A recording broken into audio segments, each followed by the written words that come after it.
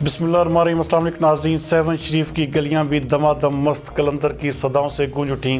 2 माह और 10 दिन के बाद दरगाह लाल शहबाज कलंदर को खोल दिया गया है। इस हवाले से देखते हैं हमारे नुमाइंदा खसूसी वकार अली मल्ला की ये report.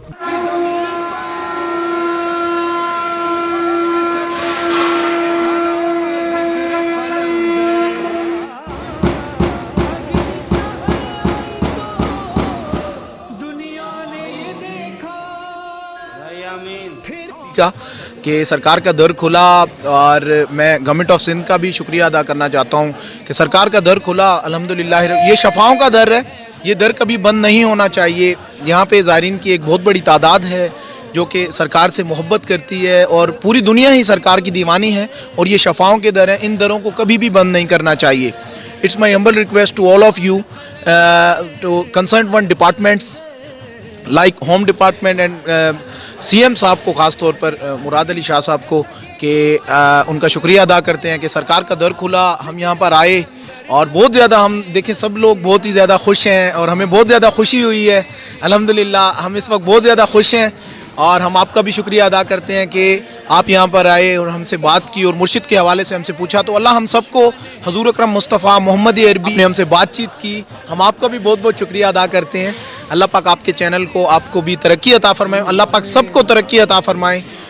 May Allah bless you with success and prosperity and Allah will give you everything which you want in your life. मेरा नाम है, और मैं अल्हम्दुलिल्लाह लाल साईं की मज़ारात और औलिया अल्लाह की जो मज़ारात है सखर लालकाना जोन्स में, उनकी खिदमत के लिए एडमिनिस्ट्रेटर मुकर्रर हुआ हूँ।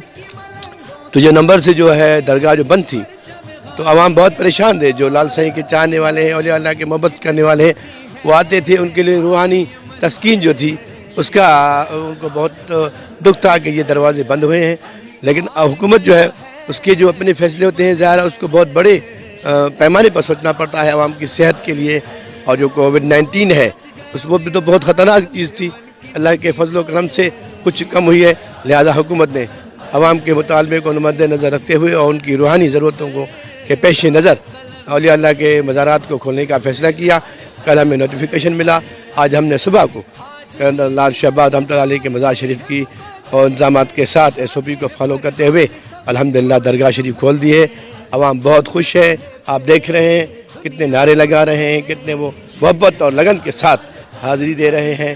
तो अल्लाह करे ये खुशियाँ, ये मोहब्बतें औलिया अल्लाह के साथ, मुल्क के साथ कायम रहे, और हम भी इंशाअल्लाह खिदमत करते रहेंगे। लेकिन ये आवाम से गुजारिश है कि ये मास्क पहनते रहें, SOP को फॉलो करते रहें, और एक दूसरे से थोड़ा फासले से रहें। और दरगाह का जो टाइम है 10 मिनट है, उसको हम कोशिश करें, आवाम से भी रिक्वेस्ट करें, ताकि जो दरगाह खोलने का जो फैसला हो हुकूमत को वो दुरुस्त साबित हो। पहिरीं त असां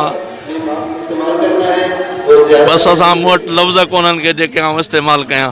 अॼु मुर्शिद हज़रत कलंदर लाल शहबाज दरगाह ते पहिरीं हाज़िरी ॾियणु जदोजहद कमेटी अॻुवाण सरवाण ऐं प्लस में उन्हनि जा मेंबर ऐं सभु शहरी सियासी समाजी मज़हबी तंज़ीमुनि जा सभई उहिदेदार हिते हाज़िर थिया आहिनि। मुर्शिद लाल असांजी हाज़िरी क़बूल कंदो। बाक़ी जेके ॾुखियायूं आहिनि, दुख दर्द तकलीफ़ूं हुयूं सेवाणियुनि खे, इंशाअल्लाह हिन मुर्शिद जे सदके अॼु उहे सभु दूरि थी वेंदियूं। ऐं इंशाअल्लाह हाणे जेके बि उन्हनि खे तकलीफ़ूं पहुतियूं आहिनि उन जो बज़ालो थी वेंदो। मुर्शिद में असांजो पंहिंजो अक़ीदो आहे, असांजो ईमान आहे त असांखे जेको कुझु मिले थो सेवाणियुनि खे ऐं पूरी सिंध खे, उहो हिन तरह सां थो मिले। 2 महीना 10 ॾींहं बंदि हुई, ऐं इन महीननि 10 ॾींहंनि में जेको आहे सो सेवण जो जेको आहे सो तक़रीबन मुआशी क़त्लेआम थियो आहे, ऐं बुख बदाली सूरत हाल वधी हुई, ऐं फाका कशी वारी सूरत हाल हुई सेवण में। ऐं हिन वक़्तु दरगाह जे खुलण सां हिकिड़ी उमेद जागी पई आहे त हाणे दरगाह खुलियो आहे त ज़ाइरीन ईंदा। उते सेवण में जेतिरो ज़ाइरीन वधीक ईंदो उहो हिते ख़रीदारी कंदो, हिते रिहाइश पज़ीर थींदो, त उन मां जेको बि रेवेन्यू जनरेट थींदो उहो सेवण वारनि माण्हुनि खे मिलंदो, ऐं सेवण जा माण्हू पंहिंजी ख़ुशहाल ज़िंदगी गुज़ारींदा। असां हिन पूरे लॉकडाउन वारे सिलसिले में सॼे साल में जेको आहे सो जेको बि लॉकडाउन रहियो, गवर्नमेंट जे तरफ़ां सेवण जे माण्हुनि जी का मदद न कई वई। पर हिन वक़्तु जेको आहे जेको बि फ़ाइदो मिले थो सेवण जे अवाम खे, उहो दरगाह जे तसल्स सां मिले थो।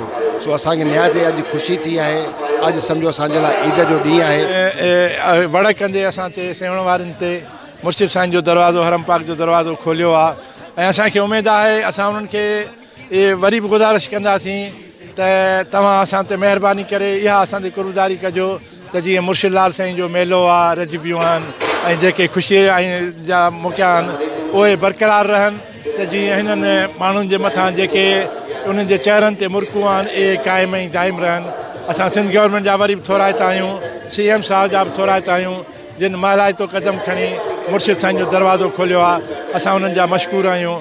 ख़ुशी थी आहे जिन को अंदाज़ो न आहे। मुंहिंजे ख्याल में 99% जेके माण्हू आहिनि उन्हनि जो रोज़गार जो ज़रियो जेको आहे उहो सखी लाल शहबाज़ कलंदर आहे। मुंहिंजे ख्याल में अॼु जेके उहे ख़ुशि थिया हूंदा आहिनि जंहिंजो अंदाज़ो नथो लॻाए सघां। ऐं असां माना तमामु वधि मां सेण जिदोजहद कमेटी पर जेके बि सेण जूं सियासी समाजी तंज़ीमूं आहिनि उहे ॾाढो ख़ुशि थियूं आहिनि।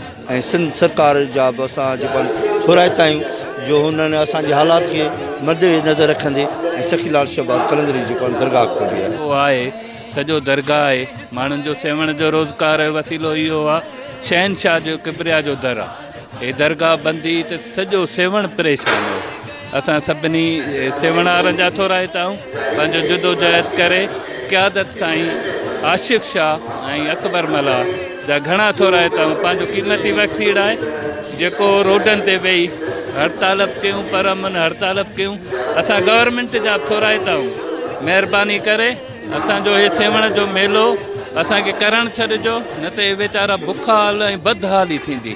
सेवन शरीफ वाले हैं, उनका रोज़गार भी जो नहीं हो रहा था, दुकानदार वाले थे, रक्शे वाले थे और हर सिंफ से जो लोग थे उनके कारोबार भी नहीं हो रहे थे। और हमारा ज़्यादातर जो कारोबार है सीधी या अनसीधी तरह ये दरबार पे होता है, ज़ायरीन पे होता है। हमें बहुत खुशी हुई है और हम सारी रात जाके इंतज़ार किया कि कब गेट खुलता है और हम जाके ज़ियारत करें मुर्शिद की। पहले बोदरे सरकार पे गए, अभी जो है कलंदर लाल शहबाज़ पे आए। हमें बड़ी खुशी है और इस खुशी के मौके से इस दरबार से हम सारे पाकिस्तान वालों को, अकीदतमंदों को, दुनिया में जितने भी कलंदर शहबाज़ के अकीदतमंद हैं उनको मुबारकबाद देते हैं।